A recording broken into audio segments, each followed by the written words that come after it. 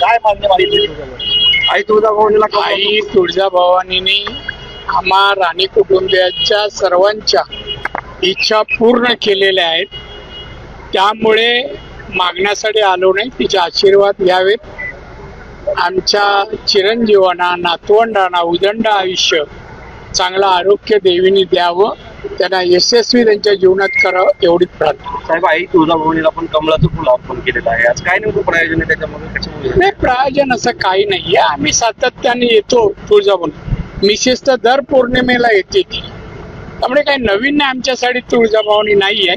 देवीचं दर्शनाने आम्हाला प्रसन्न वाटतं आणि आम्हाला असं वाटतं की देवीच्या आशीर्वादामुळे आम्ही सर्व यशस्वी झालो. त्याला कारण आई तुळजाभवानी आहे. दौऱ्यावर असताना एक वाद निर्माण झाला. काल तुम्ही धाराशिव दौऱ्यावर आहे की भाजपचा मुख्यमंत्री सर्वांचा बाप बसलाय, याबद्दल तुमचं प्रतिक्रिया आणि त्यांच्याशी काही बोलणं झालं? नाही, बोलणं झालं. बाप म्हणणं चुकीचं आहे. मी त्याला याबद्दल बोललेलो आहे.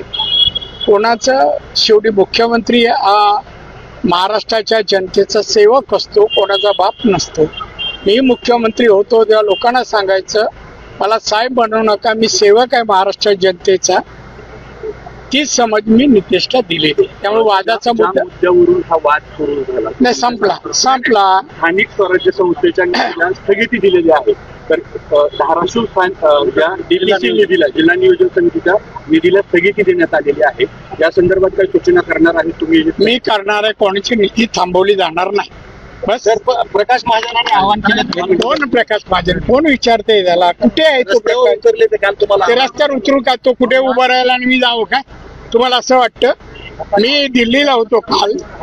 नाही काढा तो. मी दिल्लीला होतो आणि तो इकडे कुठे उभा राहतो, कुठे क्रांतीवन. आणि या कोण आहे? मिनिटाला माणूस आहे. तुम्ही कोणाची तुलना करता? मी आणि तो महाजन उद्धव ठाकरे एकत्र येत आहेत. मला माहित नाही. एकत्र येऊ दे ना. काय मान्य मागितली आई तुळजाभवानीला? आई तुळजाभवानीने आम्हा राणी कुटुंबियांच्या सर्वांच्या इच्छा पूर्ण केलेल्या आहेत. त्यामुळे मागण्यासाठी आलो नाही, तिचे आशीर्वाद घ्यावेत. आमच्या चिरंजीवांना, नातवंडांना उदंड आयुष्य, चांगलं आरोग्य देवीने द्यावं, त्यांना यशस्वी त्यांच्या जीवनात करावं एवढीच प्रार्थना. साहेब, आई तुळजाभवानीला पण कमळाचं फुल अर्पण केलेलं आहे. आज काय नेमकं प्रयोजन आहे त्याच्यामध्ये? कशामुळे? नाही, प्रयोजन असं काही नाहीये. आम्ही सातत्याने येतो तुळजाभवानी. मिसेस तर दर पौर्णिमेला येते ती, त्यामुळे काही नवीन नाही आमच्यासाठी तुळजाभवानी नाही आहे.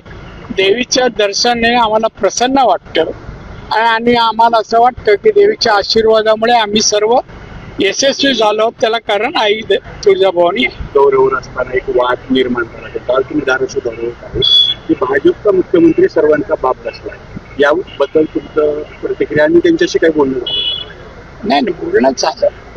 बाप म्हणणं चुकीचं आहे. मी त्याला याबद्दल बोललेलो आहे.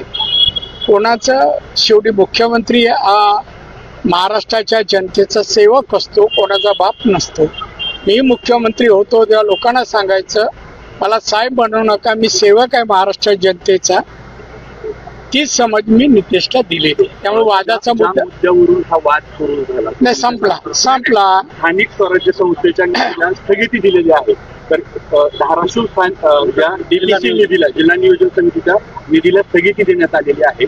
या संदर्भात काही सूचना करणार आहे तुम्ही? मी करणार आहे. कोणाची निधी थांबवली जाणार नाही. बस. प्रकाश महाजनांनी आवाहन केलं. कोण प्रकाश महाजन? कोण विचारते त्याला? कुठे आहे तो? उतरले ते काल तुम्हाला ते रस्त्यावर उतरू का? तो कुठे उभा राहिला आणि मी जाऊ का? तुम्हाला असं वाटतं? मी दिल्लीला होतो काल. नाही काढा तो. मी दिल्लीला होतो आणि तो इकडे कुठे उभा राहतो, कुठे क्रांतीवन. आणि या कोण आहे? मिनिटाला माणूस आहे.